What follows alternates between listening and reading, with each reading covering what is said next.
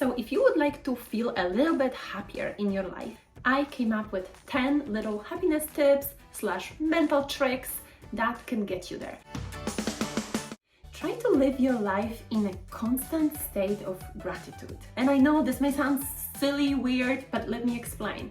So if little things happen, little good things happen, just acknowledge it. So for example, like the other day, it was raining. It was raining for like 4 days straight, and I was getting my umbrella and boots and coat ready, walking out the door, and I look and oh, it's not raining. It's actually pretty sunny.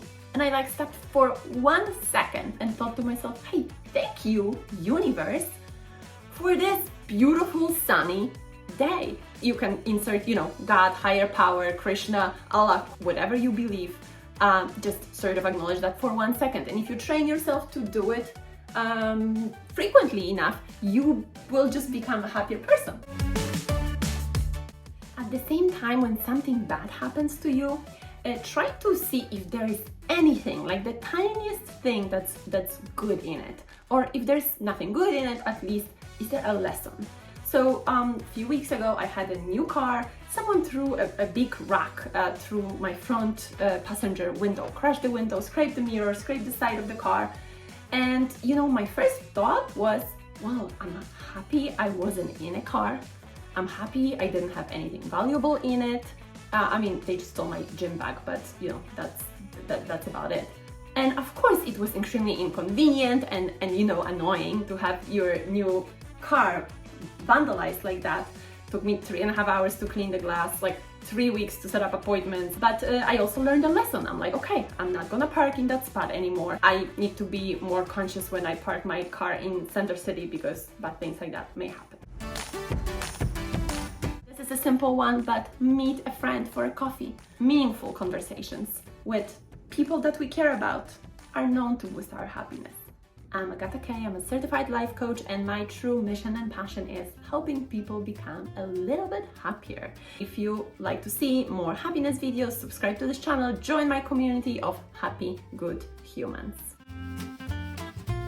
Go out into nature. There is something unexplainable about the way that a day on the beach, in the park, at a picnic with a friend makes you feel. Even if you can't do that, go to a city park or surround yourself with plants. There are even some studies done on sick patients in a hospital, and part of them had a view on a nice park and the other part on a parking lot, and the ones that looked at the park, at nature, recovered faster. Well, you don't have to believe me. See how you feel when you do whatever you like to do outside.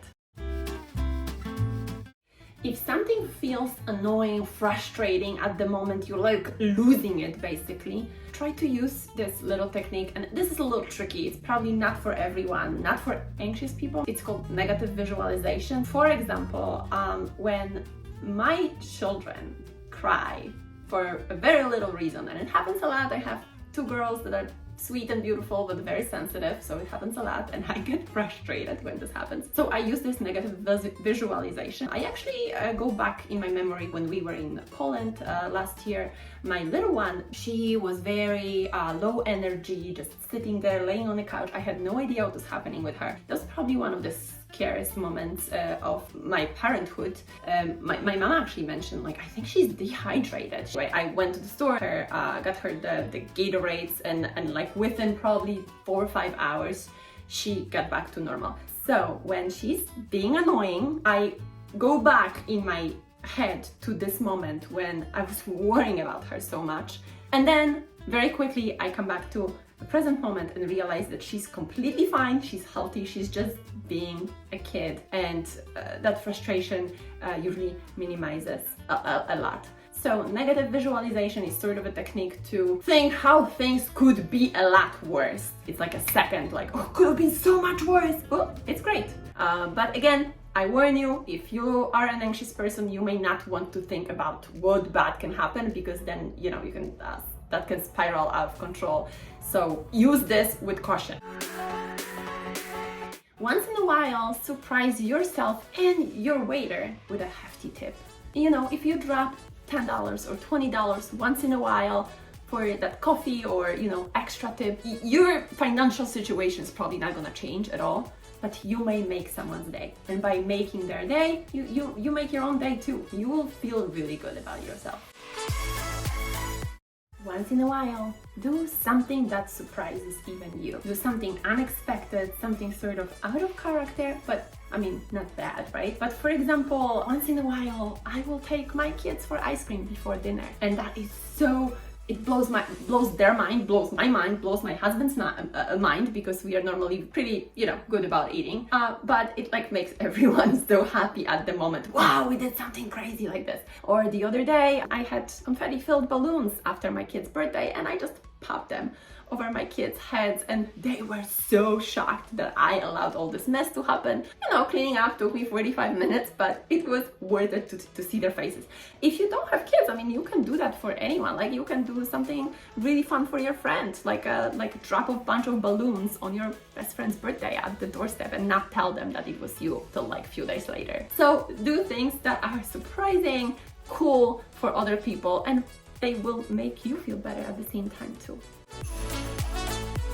The simplest tip that you probably heard and you've been probably using, but maybe unconsciously, is create a good mood playlist on your phone. So whenever you feel down, just play this, I don't know, Eye of the Tiger, I think that's mine. And it will just instantly put you in a better mood. Think about someone from the past who used to be very important to you, like an old friend. Well, maybe not an old boyfriend. I don't want to be a reason for any divorces, but maybe an old friend or a teacher or someone who used to be very important, but you lost touch with. And try to find them. Try to reconnect with them, maybe have a phone call conversation, or even meet them in real life if that's possible. In this book that I read lately about the regrets of dying, it's Bonnie Ware, I think, is the author. She mentions that people often regret losing touch with their friends. So instead of regretting that, when we are on our deathbed, let's just try to reconnect with old friends who used to mean a lot to you. Don't push away your feelings. Allow yourself to feel sad when you feel sad, but just remember, even if at that moment it feels like the sadness will never go away, remember that it always goes away. Euphoria goes away, sadness goes away. All the emotions just come and go, and they don't define you. Just remember, it's not permanent. You will not feel this way forever.